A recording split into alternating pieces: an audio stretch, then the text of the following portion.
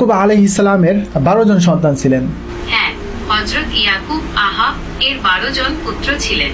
তাদের বংশধররাই মূলত বনি ইসরাইল নামে পরিচিত। এই 12 জনের মধ্যে হযরত ইউসুফ ছিলেন অন্যতম। তার কাহিনী কুরআনে বিস্তারিতভাবে বর্ণিত হয়েছে।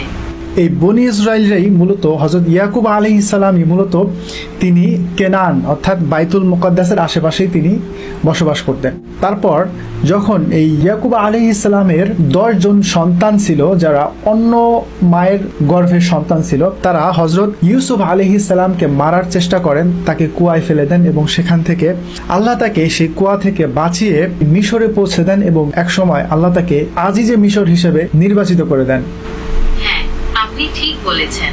হযরত ইউসুফ কে তার ভাইয়েরা কূপে ফেলে দিয়েছিল এবং পরে আল্লাহ তাকে রক্ষা করেন। এরপর তিনি মিশরের আজিজ হন। তারপরে হযরত